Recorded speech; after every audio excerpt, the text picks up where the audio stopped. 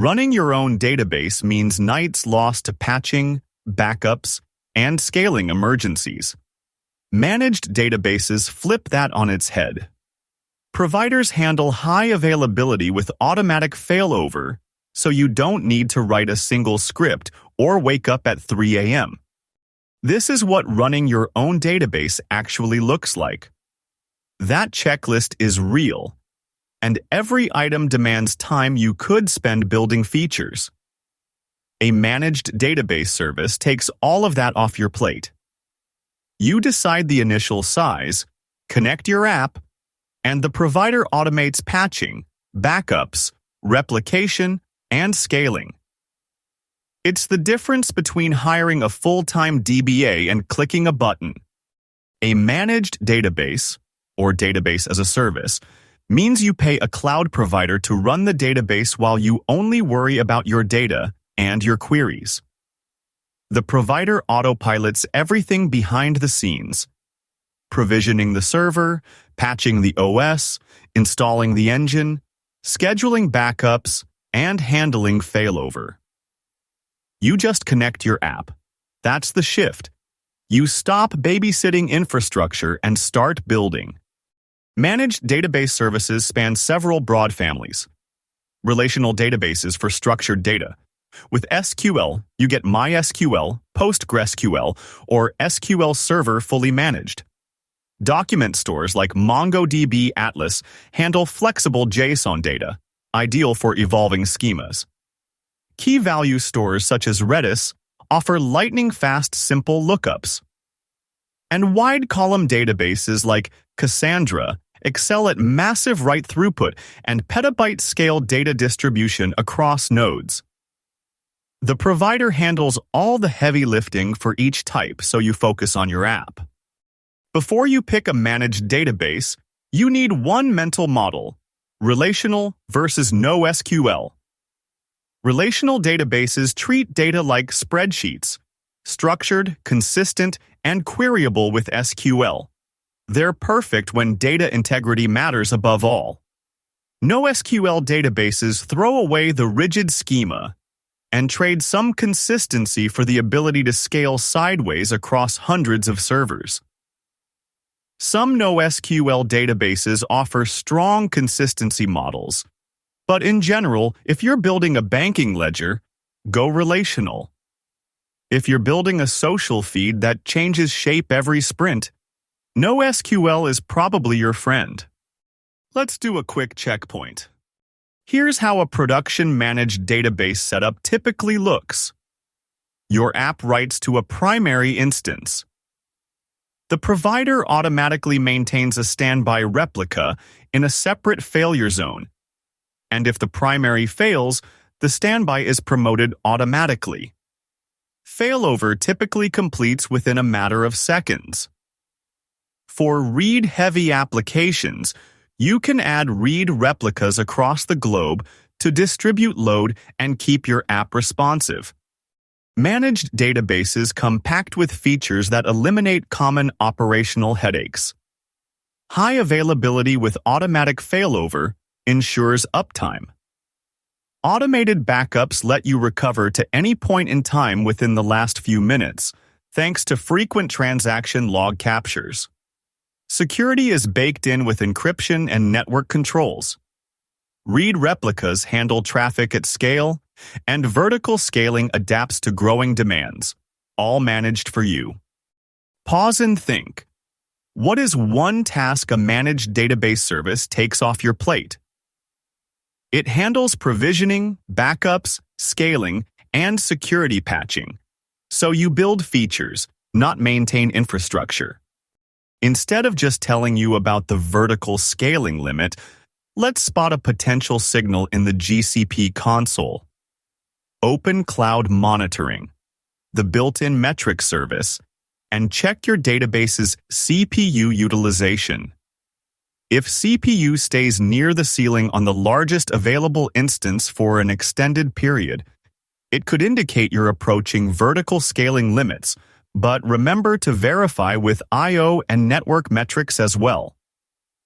Use it as a trigger to evaluate whether a migration to a more scalable engine like Cloud Spanner might be needed. Managed relational databases are great for read-heavy workloads with replicas, but write scaling is typically limited to the vertical capacity of the instance, moving to a larger machine. While you can manually split data across servers at the application layer, this adds complexity and isn't a native managed feature. If your app needs effortless global write scalability across many servers, purpose-built horizontally scalable engines like Cloud Spanner or Bigtable are the way to go. Pause here. What is the biggest scaling limitation of managed relational databases like Cloud SQL for write-heavy workloads? Write scaling is largely confined to a single instance.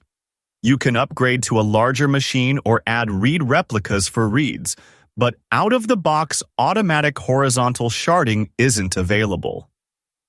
Complex manual sharding is possible, but it's a heavy lift. For built-in horizontal scaling with strong consistency, consider Cloud Spanner. For globally distributed databases, conflicting updates are resolved automatically.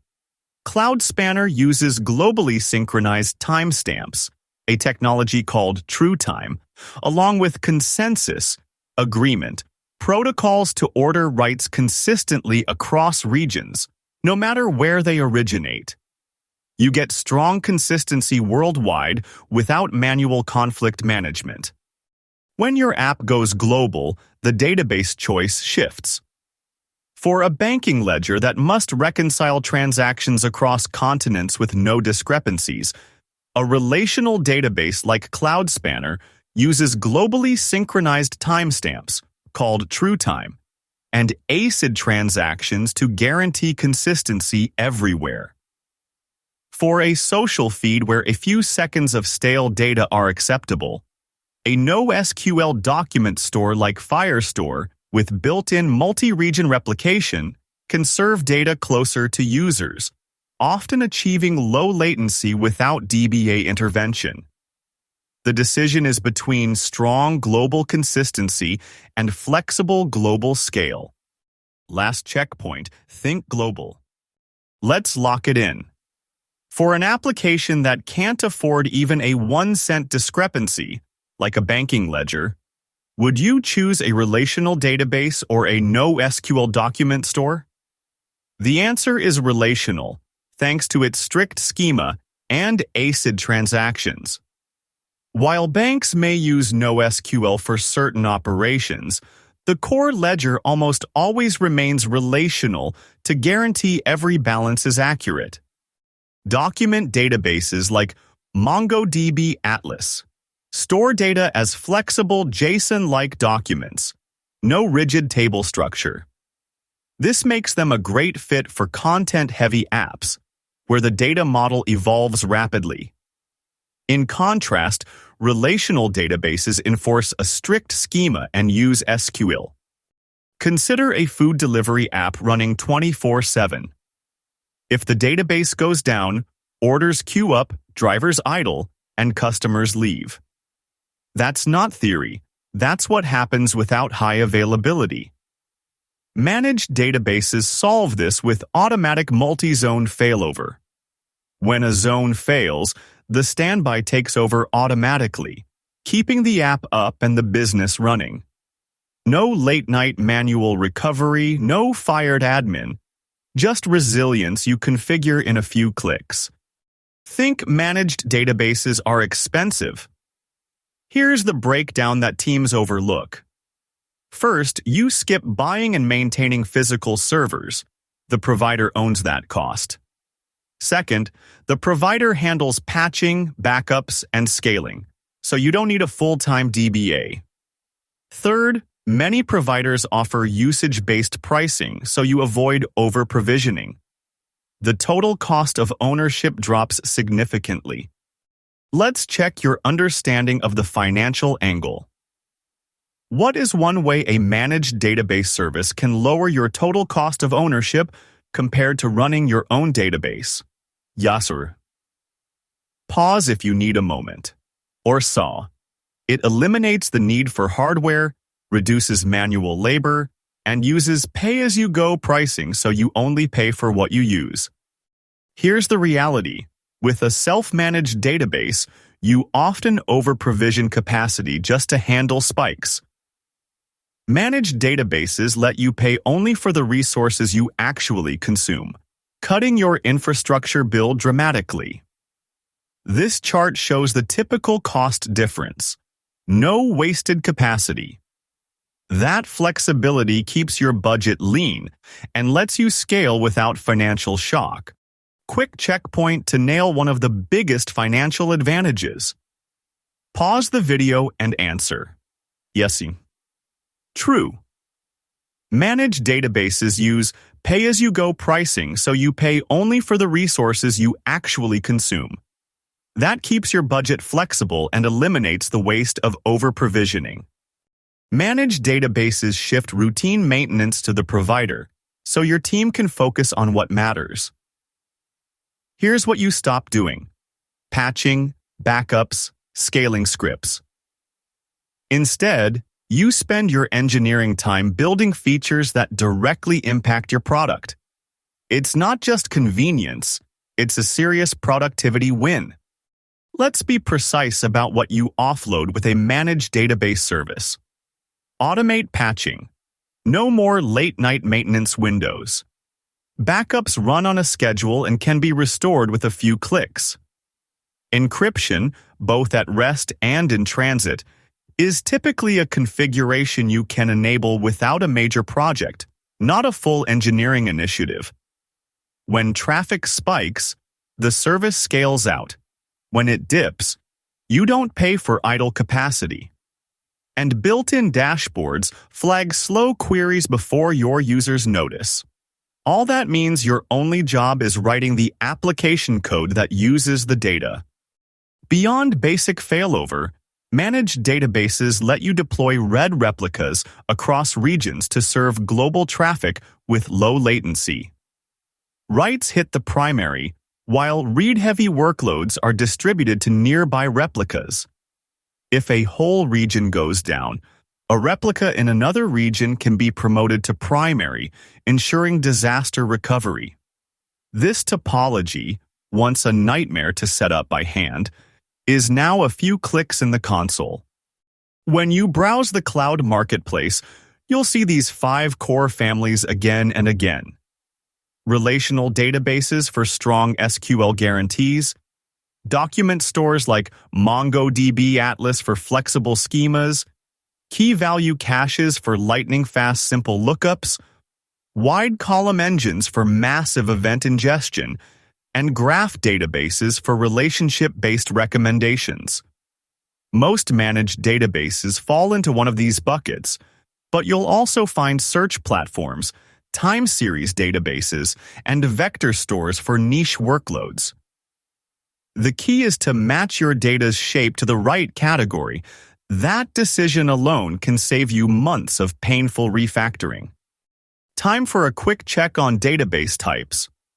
Which managed database would you pick for a document model? Pause and decide. If you chose a document database like MongoDB Atlas, you're right. Document stores handle JSON-like documents, not fixed tables, so they match a document-oriented data model. Here are 5 mistakes that trip up beginners even on fully managed services. First, don't trust backups until you've actually restored one. Second, enable encryption at rest and in transit from the start. Most providers make it simple to turn on, so don't leave it off. Third, shared passwords aren't a security strategy. Use proper cloud identity and access management (IAM) roles. Fourth, always deploy a standby in a different zone, so a zone outage doesn't take your app offline. And fifth, check your performance dashboards every week. Fix these habits now, and you'll sleep better. Security in managed databases boils down to 5 non-negotiables. Encryption, both resting and flowing, should be on by default. Verify it. Tighten access. No wildcard IP rules, and use role-based accounts. Rotate secrets automatically. A static password is a time bomb. Network isolation keeps your database off the public internet. And if you're handling regulated data, pick a service whose compliance certificates match your requirements. Tick all 5 boxes and you've built a fortress. Now let's talk money. Managed databases often shift spending from upfront capital expenses to a more predictable operational model. You don't buy servers. You rent capacity that scales with your users. Automatic maintenance reduces the hours you'd pay a DBA for patching and tuning. And because the provider optimizes resource usage across thousands of customers, you benefit from economy of scale. The result? A lower total cost of ownership. If you're building a startup with a tight runway, this model can mean the difference between shipping your product and being stuck rebuilding a MySQL cluster at 2 a.m. Here's your keep it in your pocket summary. A managed database lets you concentrate on building features while the provider handles updates, security patches, and backups. Need more headroom? Scale up with a configuration change. No hardware to order. Worried about outages? Built-in high availability and automated failover keep you online. And all of that comes with internet-grade security out of the box. Screenshot this.